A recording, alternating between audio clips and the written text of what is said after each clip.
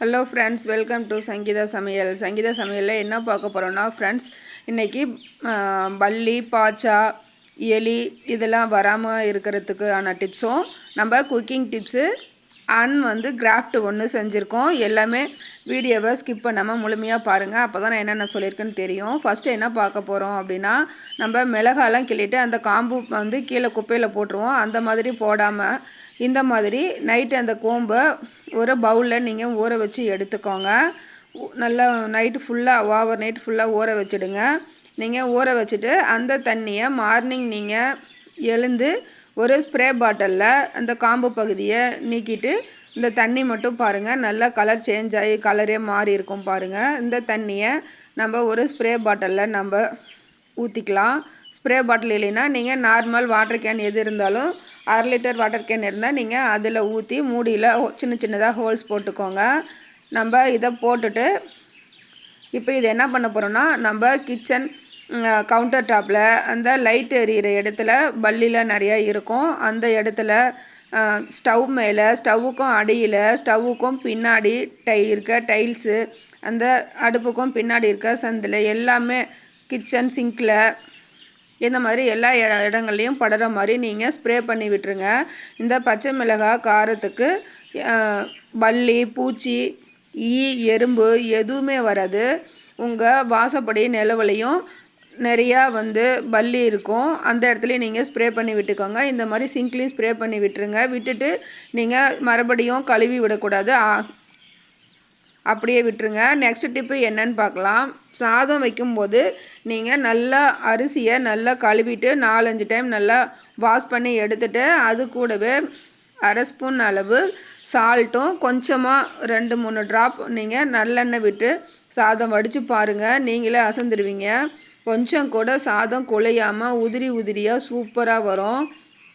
இந்த டிப்ஸு எல்லாருக்கும் ரொம்ப யூஸ்ஃபுல்லாக இருக்கும். சில பேர்த்துக்கு தெரிஞ்சிருக்கும், பல பேர்த்துக்கு தெரியாமல் இருக்கும்.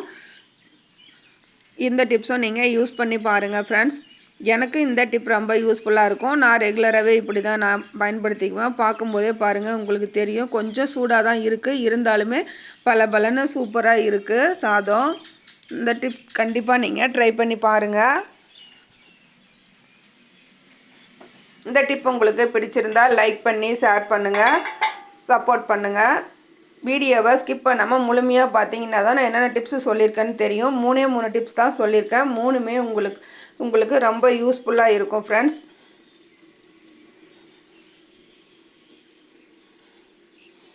இப்போ வாங்க நெக்ஸ்ட் டிப்பு என்னென்னு பார்க்கலாம். இதுதான் ஃப்ரெண்ட்ஸ் கிராஃப்ட்டு. நம்ம பழைய காலண்டர் பேப்பரை நம்ம குப்பையில் தூக்கி போடுறதுக்கு முன்னாடி நீங்கள் இந்த மாதிரி யூஸ் பண்ணுங்கள்.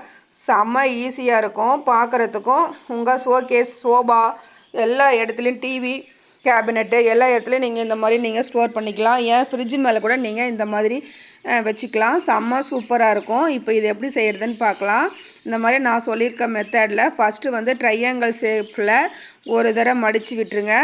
2வது டைம் சைடில் நீங்கள் மடித்து விட்டுருங்க ஓரங்களில்.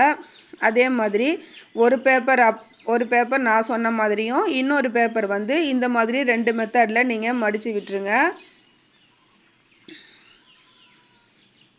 ஃபஸ்ட்டு ட்ரையாங்கிள் ஷேப்பில் மடிச்சிடுங்க. 2வது இந்த மாதிரி சைடில் மடித்து விட்டுருங்க. இப்போது நெக்ஸ்ட் பேப்பரு மறுபடியும் ட்ரையாங்கிள் ஷேப்பில் மடிச்சுட்டு இந்த பக்கமும் அதே மாதிரி ட்ரையாங்கிள் ஷேப்லேயே நீங்கள் மடிச்சிக்கங்க. ஒரு பேப்பர் அந்த மாதிரியும் இன்னொரு பேப்பர் இப்படியும் நீங்கள் மடித்து விட்டுட்டிங்கன்னா சூப்பராக இருக்கும். இதே மாதிரி 1 by 1 ஸ்டெப் பை ஸ்டெப்பாக நம்ம இருக்க பேப்பர்ஸை எல்லாமே நம்ம இந்த மெத்தட்லேயே நம்ம மடித்து எடுத்துக்கலாம். நான் உங்கள்கிட்ட காமிக்கிறதுக்கோசரம் யூஸ் பண்ணுற காலண்டர் தான் ஃப்ரெண்ட்ஸ் நான் இதை காமிச்சிருக்கேன். ஏன்னா ஆல்ரெடி நான் ஓல்டு காலண்டரில் நான் செஞ்சு முடிச்சிட்டேன். அது வீடியோ லென்த்தாக போயிடும். ஃபுல்லாக நம்ம அதை டிசைன் பண்ணுறதை காமிச்சோம்னா வீடியோ லென்த்தாக போயிடும். அப்படிங்கிறதுக்காக நான் ஆல்ரெடி செஞ்சு முடிச்சிட்டேன். இப்போது நான் அதை காமிக்கிறேன் பாருங்கள். நம்ம ஃபுல்லாக செஞ்சு முடித்த அப்புறம் இந்த மாதிரி தான் ஃப்ரெண்ட்ஸ் இருக்கும். மேலே டெக்கரேட் பண்ணுறதுக்கு உங்கள் விருப்பம் போல் நீங்கள் எப்படி வேணாலும் நீங்கள் டெக்கரேட் பண்ணிக்கலாம். இதில் நீங்கள் கலர் கூட நீங்கள் கொடுத்துக்கலாம். மேலே பேபி டால் இருந்தால் நீங்கள் அதை வச்சு, அதுக்கும் கீழே இது ஒரு பேபி டாலுக்கு ட்ரெஸ் மாதிரி கூட நீங்கள் யூஸ் பண்ணிக்கலாம். இப்போ பாருங்கள், நான் அந்த செஞ்சதில் உங்களுக்காக ஒரு 2 பேப்பர் நான் விட்டு வச்சுருந்தேன். அதுலேயே நான் செஞ்சு காமிக்கிறேன். இந்த மாதிரி ட்ரையாங்கிள் ஷேப்பில் ஃபஸ்ட்டு நீங்கள் மடிச்சிக்கோங்க. இப்போது இதை வந்து கிராஸாக ட்ரையாங்கிள் ஷேப்பில் நம்ம மடிச்சிடலாம். மடித்து விட்டுட்டு இப்போ வந்து இதை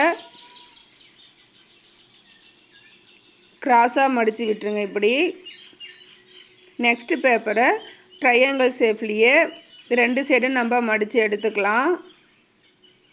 திரும்ப திரும்ப சொல்கிறேன், இதே மெத்தடில் 1 by 1 வந்து இந்த மாதிரியும், நெக்ஸ்ட்டு வந்து 2 சைடுமே ட்ரையாங்கிள் ஷேப்லேயே நீங்கள் மடித்து விட்டுறணும். அப்போ தான் நீங்கள் திருப்பி நிறுத்தும் போது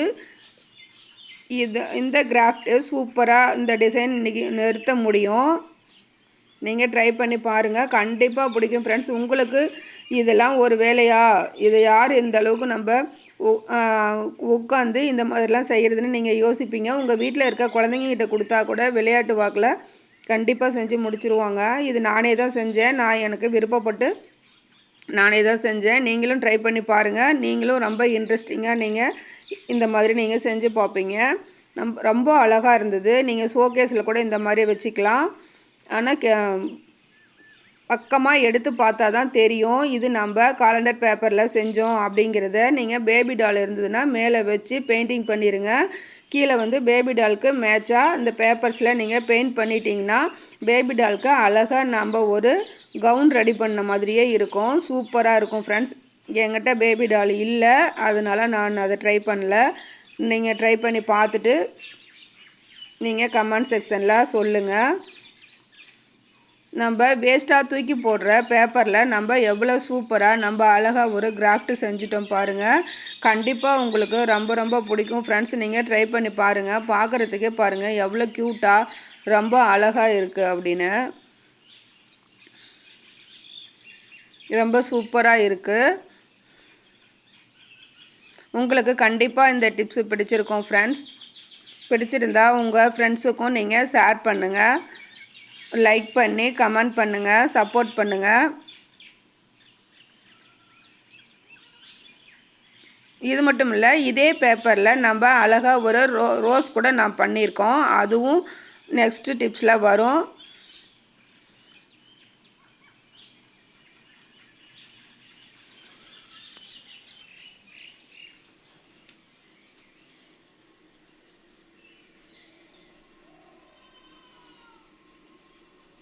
இந்த டிப்ஸு கண்டிப்பாக உங்களுக்கு பிடிச்சிருக்கும். பிடிச்சிருந்தால் லைக் பண்ணுங்கள் ஃப்ரெண்ட்ஸ் இந்த டிப்ஸுக்கு.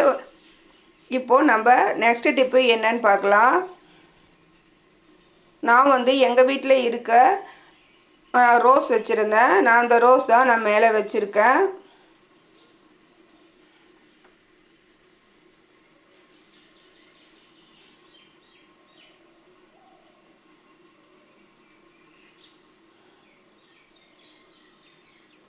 ரோஸ் வைக்கவுமே பாருங்கள் எவ்வளோ அழகாக இருக்குன்னு.